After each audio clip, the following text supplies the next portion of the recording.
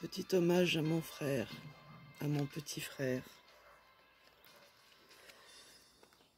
Toi qui vivais dans ta montagne sans jamais la quitter ou presque. Toi qui n'as jamais pris l'avion. Toi qui adorais pêcher. Toi qui m'as dit « c'est incroyable ». Toi tu es capitaine, tu parcours les océans. Et moi je suis capitaine des rivières, des fleuves.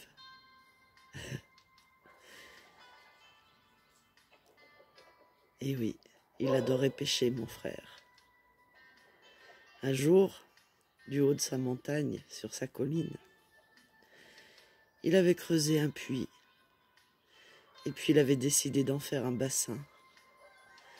Et lorsqu'il allait pêcher au bord des rivières ou des fleuves, du Danube, de la Drine ou de la Save, il revenait avec ses poissons vivants. Et il avait même créé un bassin à truites, tellement qu'il aimait les poissons. Et il aimait pêcher. Et je lui avais dit, mais comment as-tu fait? Il m'a dit, oh, tu sais, je me suis décarcassé pour les garder vivants, les ramener en haut, dans ma montagne, de tout en bas de la vallée.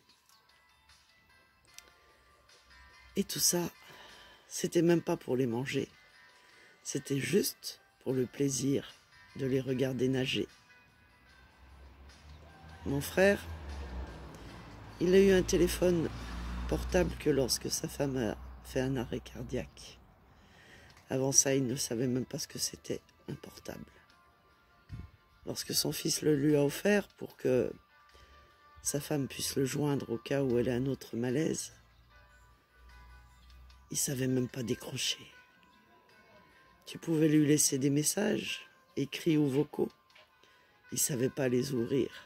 Pour lui, cette machine bizarroïde qui bipait tout le temps, il se demandait à quoi bon. Qu'est-ce que c'est que ce truc? Pourquoi ça bipe tout le temps? Il y a quelques mois, j'avais demandé à mon frère d'aller consulter un médecin. Parce que mon frère n'était jamais malade. Il n'avait même pas de médecin. En tout et pour tout, il a dû y aller 1 ou 2 fois. Parce que je voyais que sa santé, je voyais que c'était très grave. Je voyais le cancer. Alors je lui disais, pour ne pas le perturber ou le paniquer, tu sais, petit frère, tu devrais aller consulter. Tu sais que je suis médium. Tu le sais. Tu sais que je vois beaucoup de choses à l'avance. Et puis sa femme m'a dit, mais non. Ton frère va bien, c'est moi qui suis malade. C'est moi qui a des problèmes cardiaques. C'est moi qui va partir avant lui. Et là, je l'ai regardé et je lui ai dit, tu sais, tu es persuadé que tu partiras avant lui, mais t'es-tu un jour posé la question, si tu ne te trompais pas, si c'est peut-être lui qui partirait avant toi? Parce que lui, il ne peut pas vivre sans toi. Mais toi, pourras-tu vivre sans lui? Ils sont restés interloqués. Ils m'ont regardé, bizarrement tous les deux. Et on a changé de sujet de conversation.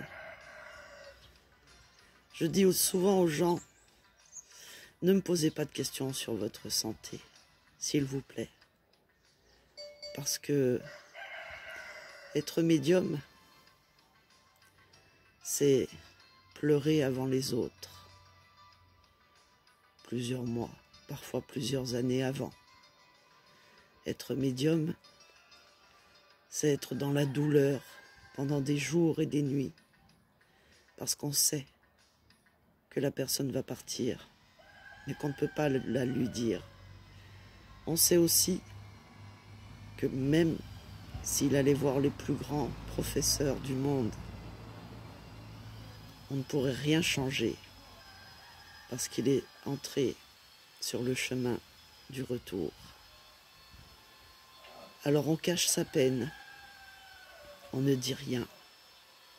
On laisse passer les heures, les jours, les semaines et les mois. On fait semblant de rire, de sourire, alors qu'on a déjà le cœur brisé. Alors qu'à chaque fois qu'on regarde cette personne dans les yeux, on l'a déjà pleuré à son enterrement. On a déjà souffert de son départ.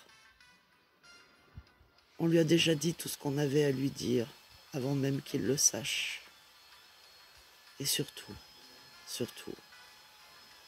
on a tellement pleuré en secret, on a tellement pleuré dans son coin, que le jour où on nous l'annonce, on n'a même plus de larmes pour pleurer. On n'a plus de mots pour dire ce qu'on ressent. On n'arrive même plus à consoler ceux qui restent. Parce que nous, on l'a déjà fait depuis des mois. Dans notre tête, dans notre cœur. On a déjà tout vu et tout prévu. On a déjà pleuré à ne plus avoir de larmes. On a déjà vu son cimetière. On a déjà vu son cercueil. On a déjà vu le monde qui est venu et celui qui n'est pas venu. Souvent on m'a dit « Waouh, quelle chance tu as d'être médium !» Et je me disais « Si seulement vous saviez quelle croix c'est à porter. » C'est une croix très lourde, un chemin très long. C'est des joies mais beaucoup de peine surtout. Parce que même si lorsqu'on naît, on sait que c'est pour mourir et que lorsqu'on meurt, on sait que c'est pour renaître, ici ou ailleurs, on a du mal. On a du mal avec ce cycle de la vie et de la mort, parce qu'on la voit avant, et parce qu'on est seul face à cette souffrance, seul face à ces visions, et qu'on ne peut pas partager sa douleur avec des êtres qui ne savent même pas que la mort est déjà là. Ils sont vivants, mais ils sont déjà morts, sans le savoir. Et pourtant, comment expliquer ça? Comment parler de ça? Pourquoi le voir à l'avance? Souvent, je me suis posé cette question. Lorsque j'étais plus jeune, je les ai maudits à cause de ça. Je leur disais, pourquoi me montrez-vous tout à l'avance? Pourquoi aussi longtemps avant? Pour me torturer? Et ils me disaient, non, un jour tu comprendras. Et c'est vrai qu'avec les années, et toutes ces personnes qui ont fait partie de ma vie et qui sont parties, j'ai compris que j'avais le temps de m'y préparer. J'avais le temps de les pleurer. J'avais le temps d'accepter ce qui allait arriver. Et que peut-être parce que je suis en pâte, c'est le temps qu'il me faut. Parce que si je l'apprenais subitement, comme tout le monde, sans savoir, j'aurais du mal à l'accepter. J'aurais du mal à supporter. Alors que là, en silence, en secret, j'ai déjà pleuré la personne. Je lui ai déjà tout dit. Et bien plus que ça. Mon petit frère aujourd'hui, comme on ne lui a jamais rien dit, on ne lui a jamais dit comment ça se passait de l'autre côté, à part le pop, qui comme la plupart des pop, des prêtres ou des imams, nous racontent des conneries. Eh bien, hier soir, je lui ai tout dit. Je lui ai expliqué comment ça allait se passer. Je l'ai rassuré. Il est venu. Il est reparti près de son fils et de sa femme, ce qui est normal. Et je lui ai dit, tu sais frérot, maintenant, tu pourras enfin visiter le monde. Tu pourras enfin partir voir tous les pays que tu n'as jamais vus. prendre l'avion que tu n'as jamais pris, et en première classe. C'est pas beau ça. Tu pourras monter sur des bateaux, naviguer sur tous les océans. Imagine comme tu vas t'amuser avant de partir ailleurs. Alors profites-en, parce que tu sais, ce que tu n'as pas vécu de ton vivant, tu vas enfin le vivre maintenant, sans la douleur, sans le mal de dos, sans t'épuiser au travail. Et oui, tu as passé ta vie à travailler, à t'épuiser. Tu rentrais tellement épuisé que tu ne mangeais même pas. Tu t'endormais sans repas. Et bien maintenant, tu pourras manger tout ce que tu as envie, pêcher tous les poissons que tu veux. Tu auras ton propre petit paradis. Tu pourras te le créer. Tu pourras vivre là-haut tout ce que tu n'as pas vécu en bas, par manque de moyens. Tu pourras peut-être même savoir comment marche le téléphone. Parce que juste avant de mourir, mon téléphone s'était bloqué. On m'avait dit, ça y est, il va s'en aller. C'est maintenant. Et même pas quelques minutes plus tard, le téléphone sonnait.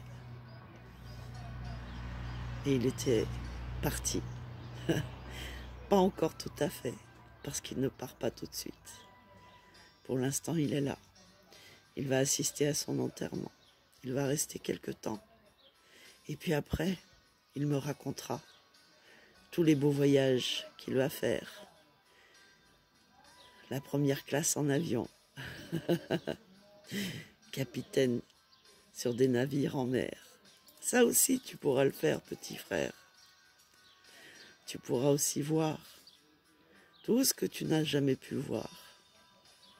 Tu pourras découvrir le monde, les étoiles, les autres pays, les autres planètes, les autres êtres. Et oui, l'aventure commence. C'est maintenant. Donc profites-en, petit frère. Et surtout, je sais que tu m'écriras. Alors écris-moi souvent. Raconte-moi tes voyages, ta vie de l'autre côté. Si tu as des messages pour ton fils et ta femme, je les transmettrai, tu le sais. Donc, comme on dit dans la marine, je te dis bon vent, petit frère. Tu as triché, tu es parti avant moi. Tu as couru plus vite sur la ligne d'arrivée. Mais c'est pas grave, je t'en veux pas. Je sais qu'on se retrouvera.